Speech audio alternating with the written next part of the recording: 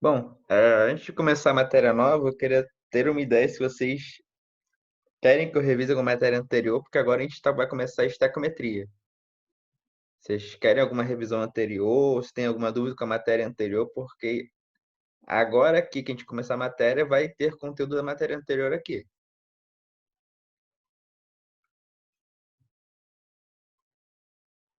Professor, eu acho que a parte de sal eu não peguei muito bem.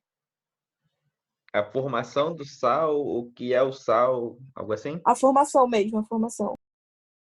Tá. Bom, deixa eu... Rapidinho.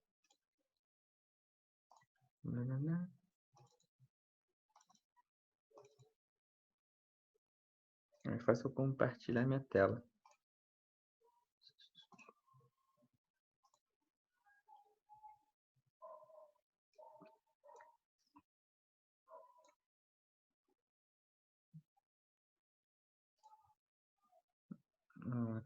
Cadê?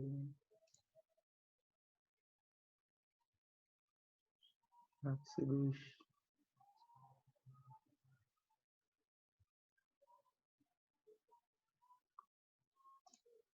A parte de formação, né? Bom, todo sal, né? Ele tem várias formas de se gerar esse sal, mas todas elas são provenientes de uma reação de uma base com um ácido, né? Aí você tem a formação do sal. Por quê? O produto final de toda reação ácido-base, né? Que tem esses dois aqui, sempre vai gerar água e um composto que a gente não pode classificar nem ele como ácido, nem ele como base. Por quê? Se eu botar isso aqui em água, eu não tenho a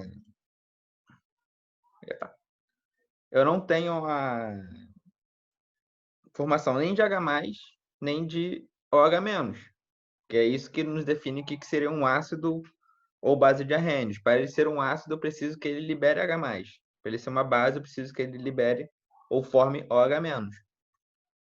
Então, no geral, toda essa reação de ácido-base, ela nem é retornável, você não consegue voltar para esse estado. E você sempre vai ter esses dois carinhas aqui. É isso que você não está entendendo ou algum outro detalhe? Ah, sim, não, isso mesmo. Era sobre cátion, ânion, isso aí mesmo. Isso. Só para lembrar, né, que isso aqui pode até parecer como uma pegadinha no vestibular. Realmente, se você tiver ácido puro e base puro, você tem o sal direto formado. Agora, quando você tem essa brincadeira toda em água, você não forma o sal como um todo. Você vai formar, tipo esse exemplo aqui, de baixo. Na+, ou seja, você vai ter formação da água mais um cátion e um ânion. Isso acaba meio que sendo uma pegadinha. Você tem aquele Na+ aquoso, tipo cátion aquoso e o ânion aquoso, tá? Tem uma pegadinha que pode aparecer também. Uma coisa aqui rapidinho. Tem essa coisa. Ignora as coisas de carro, adoro coisas de carro.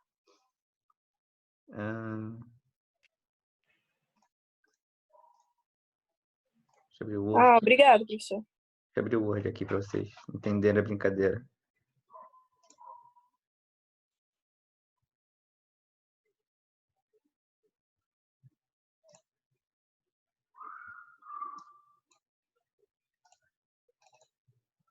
Tá. Então, sempre que todas as reações que a gente faz, né, que a gente fala de sais, ácidos e bases, ele sempre é feito em meio aquoso, ou seja, com a água presente, né?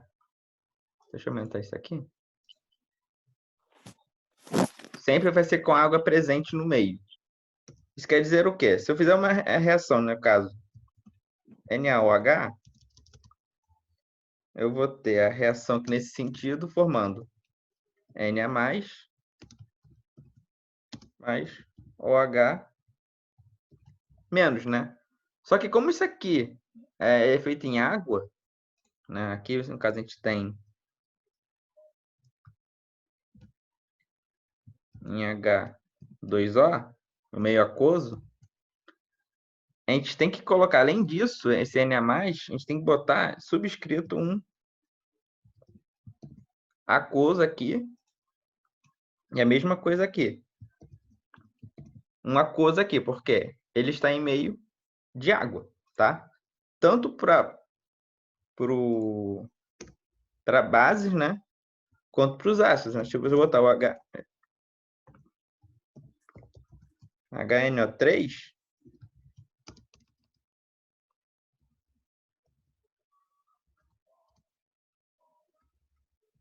em água, né? Eu vou ter a formação, no caso H3 ou mais, né? Que a gente fala, né? A gente não pode falar mais H+, né?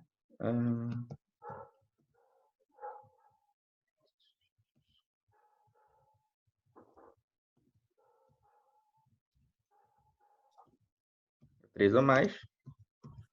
Epa.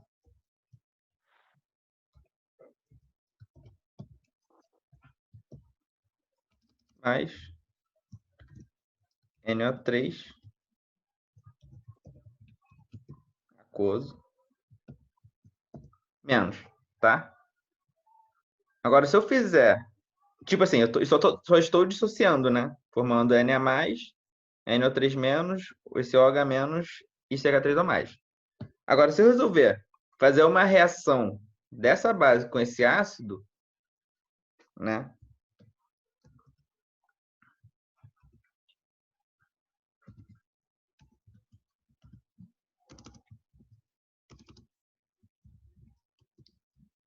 NO3, normalmente, isso aqui a gente não pode falar até em meio aquoso, né? Porque ele não está dissociado, não tem água junto.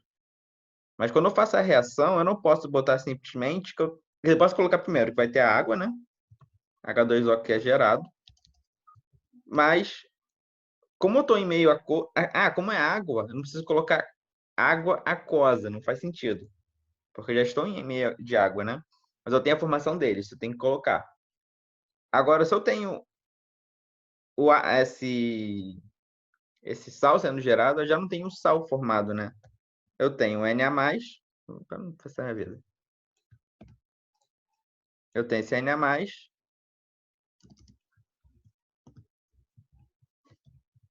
mais esse carinha aqui. Isso quando eu tenho meio aquoso.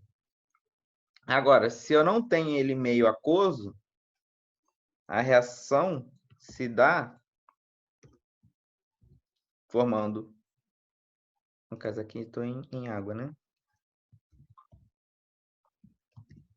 Só. Aqui agora, se eu não tenho água no meio, né? Eu não digo que tem água, aí eu tenho sal formado. NaNO3. Aí sim, tá bom? Essas são umas coisas que podem aparecer. Então aqui eu tenho formação da água, de um cátion e um ânion.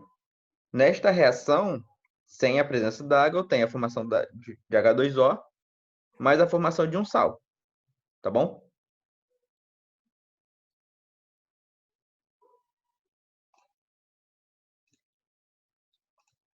Bom, agora vamos para matéria nova. Estequiometria, né? Que basicamente ela estuda o comportamento das reações, o caminho de reação, energia que é liberado. A gente já começa a fazer aquelas contas matemáticas, tipo, se eu tenho um X produtos, eles reagem com Y, quer dizer, tem X produtos de A, eles reagem com Y produtos de B, e vai formar quanto de C? Essa é a parte que entra mais na parte de estequiometria, né? Então, antes, na curiosidade, né, a gente bota aqui, por que um alimento é mais calórico que o outro? Qual a razão disso, né? Porque a gente vê na razão, que a gente olha a parte de trás, né, do qualquer alimento, né, aqueles sacos, eles falam valor energético, qual o percentual equivalente nutritivo necessário por dia daquele componente de um determinado alimento, né? Então, a gente vê aqui, né? Energia que acaba sendo liberada das reações químicas, ou seja, um determinado alimento, quando ele sofre um processo de transformação química, ele libera uma determinada quantia de energia. A partir disso também a gente consegue dizer se o chocolate, por que o chocolate é tão calórico e devido a isso os efeitos que eles podem causar, né? Então, para vocês terem uma ideia, se a gente se alimentar à base de arroz, o valor energético do arroz por grama, né? Valor energético, no caso, a gente fala calorias, esse cal, por grama. Ou seja, 1 grama de arroz libera quantas calorias, né?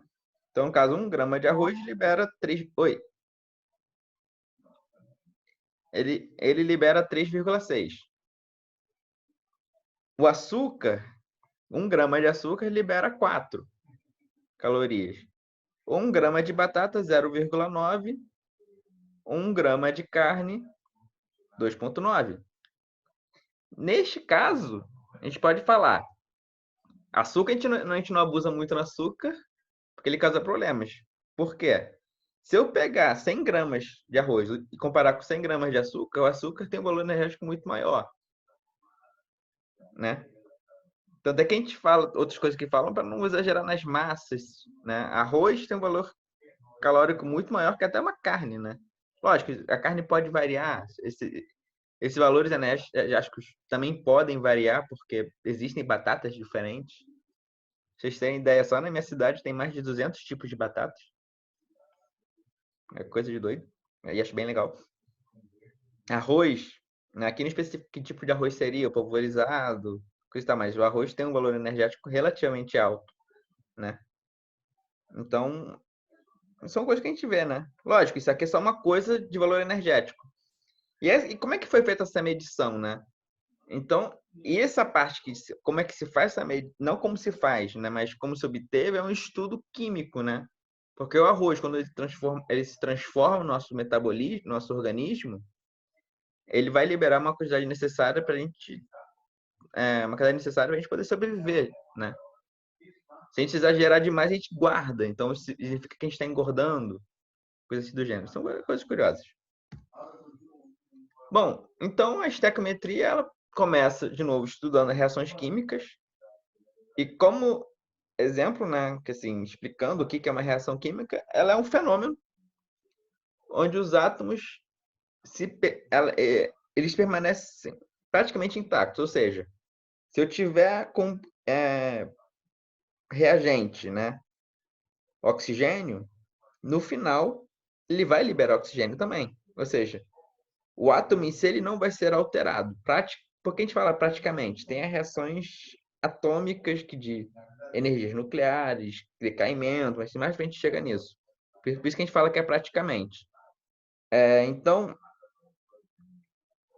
o átomo não se altera, né? Se o átomo não se altera, o que eu coloco de reagente, em termos de massa de reagente, eu tenho que ter no final a mesma massa de produtos, né? Porque o átomo não se altera, então o peso não se altera. Então, as primeiras regrinhas já vão aparecendo. As moléculas, elas sim se alteram, né? Porque a gente está falando de uma reação química. Lembrando, existe o que a gente fala de propriedades físicas, ou seja, não ocorre alteração da molécula, a gente estuda como essa molécula né? Qual é o estado dela, qual é a temperatura na temperatura ambiente, se ela é sólida, líquida ou gasosa, ah, magnetismo, entre outras coisas. Tipo, a gente não precisa alterar a molécula. Agora, quando a gente fala de uma reação química, nós de fato estamos alterando. Tipo, se eu pegar, exemplo seria da cerveja. A cerveja vem de onde? Da açúcar. A gente pega o açúcar, seria o quê? Sacarose. A sacarose mais uma enzima convertem o açúcar em álcool mais CO2. Então, isso é uma transformação química, ou seja, eu quebro todas as moléculas de sacarose, ou seja, as moléculas do açúcar, e transformo elas em etanol mais CO2. Então, isso é uma transformação química. Então, a gente meio que desmonta essas moléculas e seus átomos são reorganizados, ou seja, a gente reaproveita esses átomos para montar uma nova molécula final, como produto final. Exemplo que a gente usa aqui no slide é a transformação entre o hidrogênio mais o oxigênio, formando quem? Formando a água. Mas em que proporção? Eu preciso de 2 moléculas de hidrogênio reajam com uma molécula de oxigênio para formar 2 moléculas de água. Ou seja, quando eu faço essa transformação química, eu deixo de ter hidrogênio, deixo de ter oxigênio, passo a ter água. Então, toda a transformação química é os reagentes reagindo, formando um novo produto, ou seja, A mais B gerando C. Então, esse aqui é o nosso produto que a gente, de fato, vai encontrar. Tranquilo? Então, normalmente a gente fala que as reações químicas são transformações onde obtemos como produto final novas substâncias que possuem propriedades, aqui no caso, físicas diferentes das substâncias iniciais. Se a gente tem essa mudança física, as propriedades delas vão se alterar.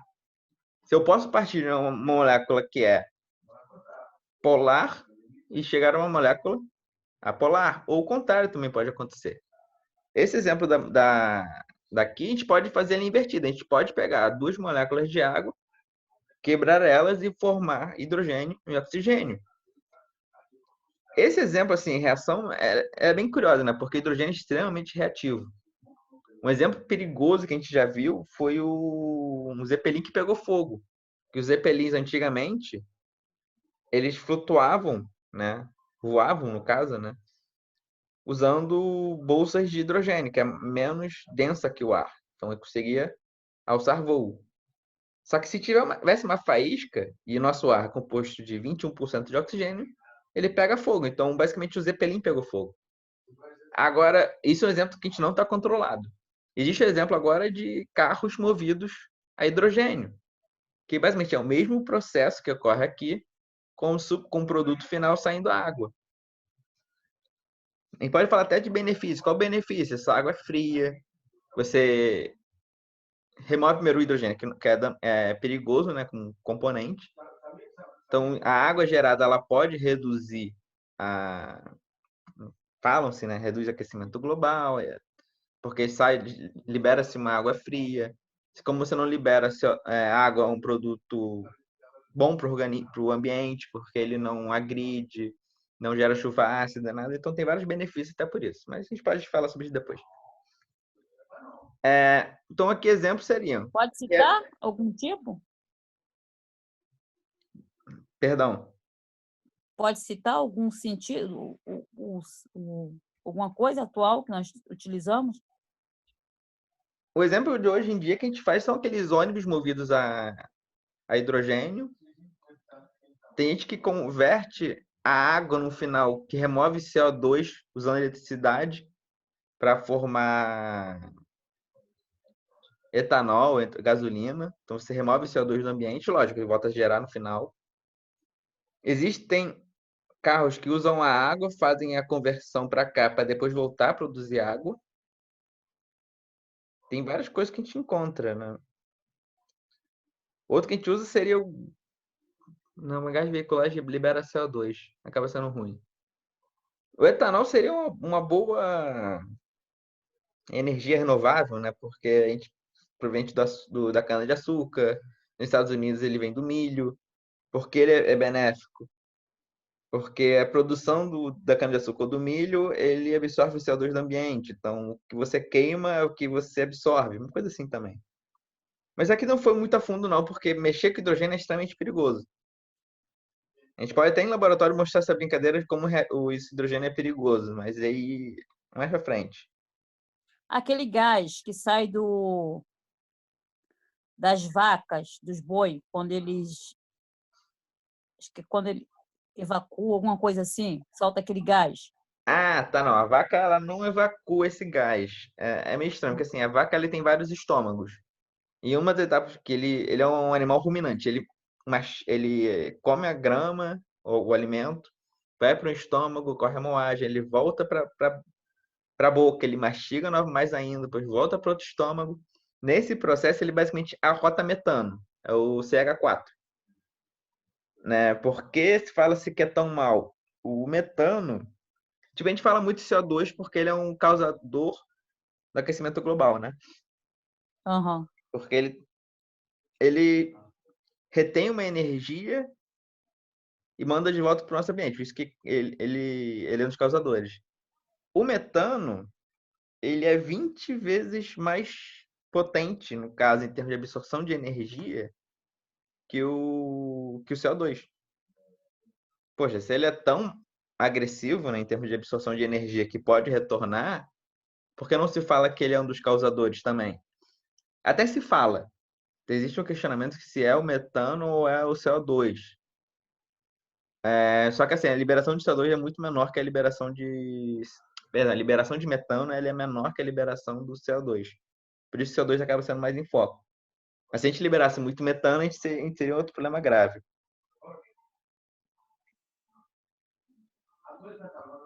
Acho que foi nos anos 90 que tiveram uma polêmica, né? Em relação a isso aí. Até hoje se tem uma discussão, né? Porque se tu pensar, a população bovina do Brasil, ela já é superior à população humana, né? A população brasileira acho que está em 220, 230 milhões. Né? A gente fala em cabeças de gado, são 250 ou 300 milhões. O problema é que nós, como humanos, consumimos muitos produtos que, no geral, acabam liberando também muito CO2.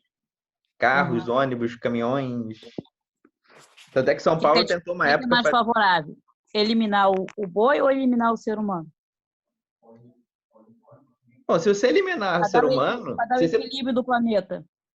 Então, se você eliminar o ser humano, já tem um estudo, né? Tipo, se você acabar com as abelhas, ocorre uma extinção global. Se você eliminar as cobras, eliminação global. Se você eliminar o ser humano, nada acontece. Uhum. Entendeu? Existe uma teoria dessa, porque assim, tipo, a cobra ela come o que ela precisa. Uma vaca come o que ela precisa. A gente, nós como seres humanos, a gente tem Consumimos tudo. um certo exagero, né? Você Consumimos pode. tudo e mais um pouco. Tem esse porém, né? Tipo, além de, tipo, a gente consome alimento que a gente precisa para sobreviver, alguns consomem mais, outros consomem menos. Só que além disso, nós consumimos o quê? A gente não só consome alimento, nós produzimos muitos outros produtos. Ou seja, a gente explora a terra, muitas empresas exploram da maneira errada e acabam gerando produtos que agridem mais ao meio ambiente. Tipo, uma vaca, É, quando ela come, ela só, tipo, se ela considerar o ato de comer um dano, é um ato local. Agora, nós, quando a gente consumimos um produto, além do local que a gente faz, se pensar no produto como de onde ele vem, ele gera muitos outros, ele gera danos em outros locais, né? Porque ele explorou, sei lá, minas de silício, ouro, entre outras coisas, mas o plástico que vem, que plástico é proveniente de petróleo, então a gente teve que explorar ou uma terra, devastar uma terra para poder tirar o petróleo, ou o nosso verdade. caso do Brasil é perfurar o fundo do mar. Tá, mas só o fato de fazer a perfuração não é tanto problema. O problema é só quando essa perfuração é mal feita. Então você tem uma grande liberação de quê? De petróleo no mar. Que o petróleo em si ele tem uma série de produtos, que isso aí dá para falar horas e horas com isso, que causam agressões ao mar, né? Aos seres vivos do mar. Né? Causas são essas. O petróleo, como é preto, ele impede a entrada da luz para as algas poderem absorver o CO2 e liberar O2 para o ambiente. O Verdade. petróleo, quando ele se prende e mata os O ser peixes. humano é predador. Sim, o ser humano é um predador de alto escalão. Hum. É complicado até falar disso também. Mas o ser humano, ele agride muito mais, né? Se a gente pensar nos interesses corporativos, aí já viu, né? Mas a gente precisa dos produtos, então, tipo, a gente tem que encontrar um meio termo, né? Não é só isso, tipo, se o cara, a empresa está explorando, é porque alguém está consumindo. Se a gente consumir de maneira errada, então nós fazemos com que essa exploração aumente porque o empresário quer suprir a demanda da população. Então, tipo, né, a gente não pode só culpar o empresário, então nós temos que ter consciência do que a gente consome, entendeu? Que tem consumidor, né? Isso, a gente não pode culpar só um. É um ciclo, né? Tudo é um ciclo. Uma troca. Basicamente isso. Vamos voltar para aula, que é melhor. Não me perco na viagem. Bom, vamos continuar aqui. Eu já falei isso aqui. Substâncias interagem. Aí tem exemplos que a gente sempre coloca genérico, né? A mais B formando C mais D. Então, tipo, essa brincadeira de falar A mais B gerando C mais D, a gente já sempre falou, né, nas aulas de inorgânica. Tipo, um ácido reage com uma base que forma quem? A água mais um sal. Então, tipo, a gente sempre estava aprendendo que reagentes formam produtos. Ou seja, antes dessa definição reações químicas, nós sempre falamos sobre reações químicas, só que não definiu quem eram elas. Agora a gente está definindo que a reação química são coisas que a gente viu sempre, né? Reações de neutralização, que é ácido mais base, a reação dos oxiácidos, reação de formação do Na+, mais Cl-, porque é uma coisa ter o sal, uma coisa ter os cátions e os ânions. Então, tudo aqui que a gente viu anteriormente são reações químicas. E a gente pode falar assim, as transformações químicas sempre fascinaram a humanidade. Tá, tem gente que nem se interessa por isso. Eu, como químico, eu adoro fazer essas coisas. Eu sou um cara que gosta de descobrir, investigar. Só que meu trabalho basicamente fala sobre técnicas destrutivas. Tipo, eu tenho que pegar algum produto, uma amostra que a gente fala no caso, eu tenho que destruir ela para descobrir qual é a composição daquela amostra. Então, tipo, faço uma transformação química. Então, a gente pode falar que fascina a humanidade. Sim, fascina. Mas são aquelas que têm grande interesse nisso, né? Mas é legal. Entendi. A partir desse estudo, né, que os cientistas fizeram, surgiram processos que ajudaram a melhorar a vida no planeta. Muitas delas, sim. Porque sei de ver é que tem muita destruição, muita desgraça. Mas esse estudo, essas transformações fizeram melhorar a vida no planeta, fizeram. Porque assim, a gente fala em petróleo, a gente pensa o quê? Combustível fóssil, plástico, a gente imagina aquele tartaruga com aquele canudo no nariz, que é feio, né? Mas se a gente pensar o lado positivo, né? Não nessa parte destrutiva, mas sim, a exploração do petróleo nos propiciou a alguns fármacos, né? Alguns produtos farmacêuticos que de fato melhoraram a qualidade de vida. Não para falar do planeta, mas de uma pessoa que precisava disso, né? Se a gente pensar hoje em dia a gente está tendo essa Covid, o petróleo ajuda, faz parte dos componentes que está no respirador. Então, ajudou a melhorar? Ajudou. Todo processo químico tem um lado benéfico e um lado que pode não ser benéfico, né? Então, a gente pode falar que esse processo, esses estudos ajudaram a melhorar a vida. Tanto é que algumas descobertas, as transformações foram acidentes. Um exemplo acho que foi a penicilina. Foi um mero acaso, né? Que o cara descobriu que, por acidente, uma bactéria produzia um produto, através de uma transformação química, que ajudava a combater algumas bactérias. Então, tipo, existem processos bem interessantes que a gente acaba descobrindo. A história é muito bonita desse cara aí, que descobriu. Pô, muito legal. Eu não só sei desse pequeno detalhe, mas sei que tem mais coisa envolvida, né? Tem. Outro exemplo que a gente pode... É triste, né? Porque a gente fala da Marie Curie, mas ela descobriu algumas transformações químicas que podem ser geradas por radiação, né? O problema é que na época não sabia que radiação era extremamente danosa, ela acabou falecendo por isso, né? Mas a Marie Curie é um exemplo maravilhoso de uma pessoa que descobriu várias coisas. Tanto é que ela é a única que ganhou 2 prêmios Nobel em 2 áreas completamente Ela se diferentes. colocou a risco, né? Eu não diria que ela se colocou em risco porque ela não sabia.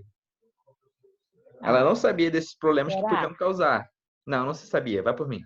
Se ela soubesse, ela se protegeria, porque ela e o marido morreram disso. Hum. Entendeu? Tanto é que o marido também ganhou o prêmio Nobel, mas como eles não sabiam, eles se exporam a alguma coisa que a gente não descobre. É que nem os tanta ideia, até remédio é uma coisa bem curiosa. Existem várias etapas de produção de um fármaco, né, de um remédio para alguém, para algumas pessoas. Uma das etapas do tratamento, ou seja, da investigação, é você dar o remédio para uma pessoa, né? Existem voluntários alguns têm a doença e prontificam a usar o remédio sem saber se ele vai de fato ajudar ou vai causar algum dano. Tudo bem, muitos dos danos já foram reduzidos através dos estudos ao longo do tempo, mas você nunca sabe qual efeito vai causar no ser humano. Então, existem pessoas que se arriscam sabendo a possibilidade do que pode acontecer. Entendeu? É uma série de coisas, cara. É bem complicado. Vamos continuar aqui. Deixa quieto. Cara, eu já fui muito criticado por um grupo de pessoal que falava que eu fazia era errado, mas, tipo, eu tava seguindo protocolos pela Anvisa, entendeu? Anvisa? Anvisa que vê remédio? Acho que é. Eu Protocolos. trabalho na área de Eu já trabalhei na área de saúde, que era para tratamento de Alzheimer. cada coisa que eles têm que ficar calado, quieto. É, tipo, a gente é bem criticado por, tipo, existem coisas ruins, né? Se a gente imaginar, usar cachorro para saber tratamento cosmético. É, Isso é feio, né? normal. Tipo, a gente faz parte do procedimento, né? Das normas. Você parte Uhum. em laboratório, cria, estuda, tudo computacional. Se funcionou no computador, a gente parte para um animal de pequeno porte. Então a gente pensa agora no rato. Uma vítima. Oi? É uma vítima. Sim, uma vítima, acaba sendo, né? Aí a segunda etapa é o rato. Depois a gente parte para um animal de médio porte. Aí já pensa realmente cachorro. Depois disso a gente passa para um animal de grande porte. Aí vem os macacos. A quarta etapa já é o ser humano. Então, tipo, são protocolos que a gente segue, entendeu? Uhum. É isso. Não é no mais bonito deles, mas a gente acaba sendo gerado pesquisa assim, né? Lógico, usar isso para fazer produtos cosméticos é N, legal, mas produtos de N remédio coisas. é. Oi? N coisas. Nem se fala. Vamos seguir viagem na matéria que senão de novo eu me perco legal. Eu tenho mais 1 minuto. Tá, bom, terminando isso aqui. Então, reações químicas, a gente, além de que a gente vê, estuda no cotidiano que a gente usa, tem reações químicas que são fabricação de utensílios que são feitos ao longo dos séculos, né? Então, até que a gente fala. é, Tem épocas do cobre, do zinco, do chumbo. Cobre, basicamente, a gente associa com a Império Romano. O Império Romano usou bastante cobre. E são processos químicos, porque a gente não tem cobre puro, né? A gente tem que fazer uma transformação para obter o cobre puro. O ferro, mesma coisa. O ferro, a gente não tem ferro puro. A gente obtém óxido de ferro. A gente usa aquecimento para fazer. Então, a gente tem as metalurgias que trabalham. Um lugar que eu já visitei foi a CSN, que é a fabricação de ferro no geral, né? Acho muito legal. Muito quente, mas é muito legal de visitar. Alimentos, né? Eles sofrem uma série de transformações por meio do cozimento, né? Então, se exagerar, a gente carboniza o alimento. A gente não come, né? Porque é muito ruim. Mas é uma transformação química, a gente obtém o carbono puro. Quando a gente faz churrasco, a gente pega carvão, mas o carvão vem de onde? Tem 2 meios. Carvão vir de zonas de mineração de carvão existem. No Brasil não existe, no caso.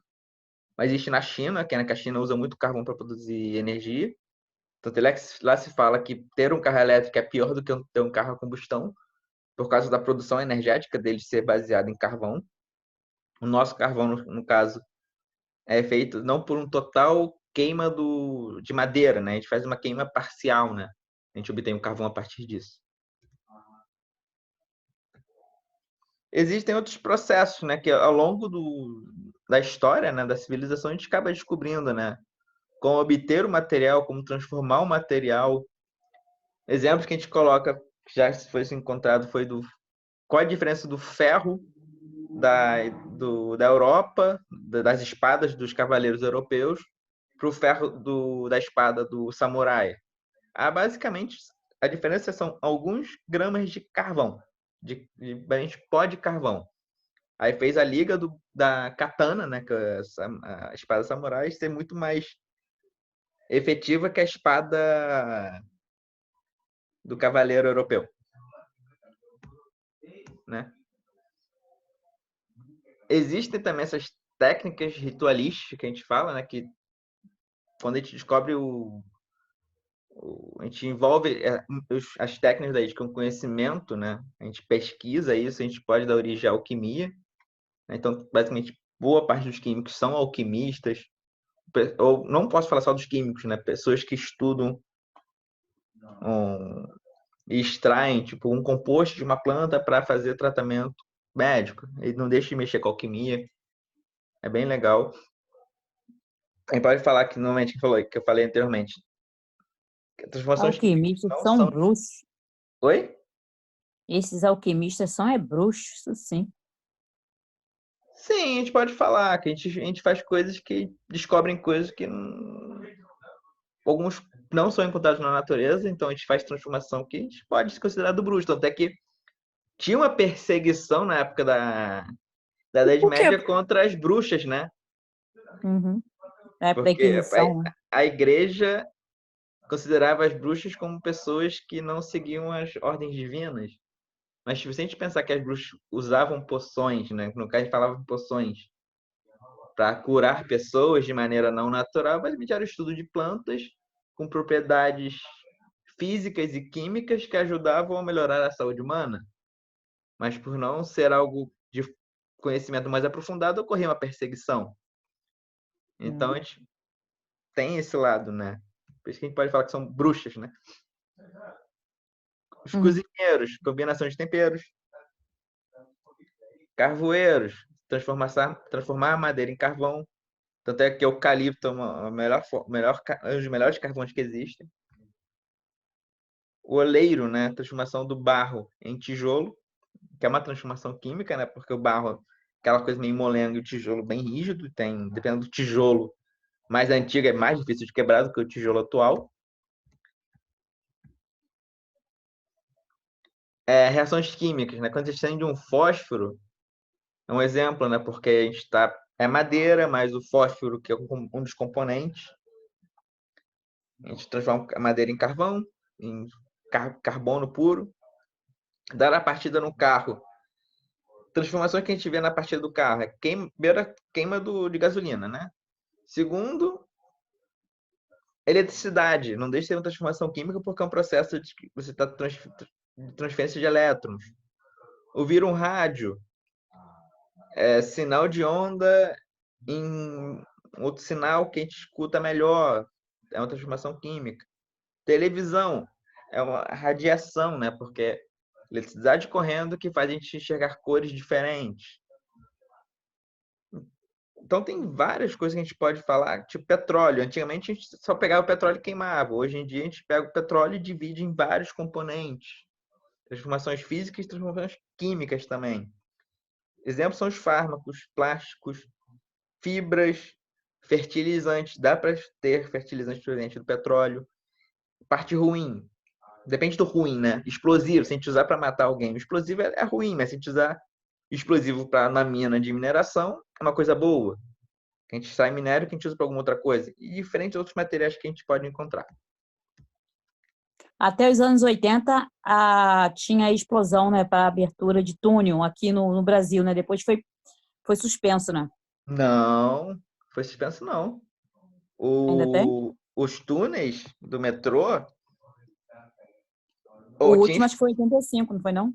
não. O túnel do metrô agora da Gávea usava esse explosivo ainda. Usou-se explosivo porque. É que assim, onde era mais fácil explodir porque abriu o buraco mais rápido.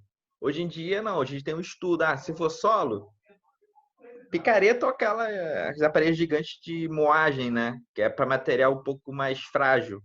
Agora, se for na Gávea, para atravessar a Gávea para São Conrado, você não tem terra, você tem muita pedra. Então, pedra você não consegue moer. Então, você tem que usar explosivo. Então, tinha explosão durante minhas aulas, tinha explosão debaixo do prédio. Tanto é que causou efeito, né? Pelo estudo errado, vidros racharam, minhocão teve rachadura e afundamento devido à explosão mal Aí foi gerenciada, levantada né? uma lei aí que não poderia ter mais, não lembra não? Que eu ouvi isso. Talvez a lei seja para não ter livre circulação. Ah, tá. Porque se tu pensar não na minha cidade, né? Em Potosí, que é uma cidade lá na Bolívia, você tem acesso fácil a minas, perdão, a dinamite, né? Porque lá é uma zona de mineração e usa-se dinamite para extrair prata.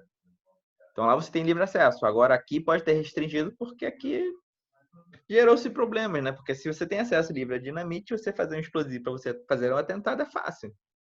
Naquela época você tinha o quê implantado aqui? É ditadura, né? Então aí você tem uma série de interesses envolvidos. Então aqui também restringiu a circulação. Então quem controla as dinamites são explosivos é o exército, né? Mas hoje em dia ainda se usa explosivo sim. É o melhor meio ainda de quebrar rocha. Bom, deixa eu ver quanto tem ainda. Eu vou parar aqui desse indicador antes de começar ele, tá? Aí parar um pouquinho na história aqui. Beleza?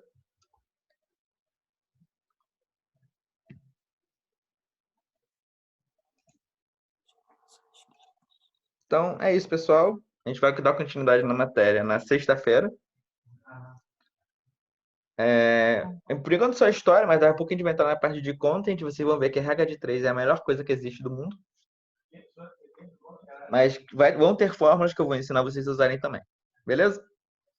Então Valeu. é isso, pessoal. Então nos vemos na sexta. Lembrando que sexta tem monitoria de química para vocês poderem assistir. Tá bom. Obrigada. Falou, pessoal. Valeu, professor. Boa noite. Boa noite. Professor, começou essa aula que horas? 9 horas.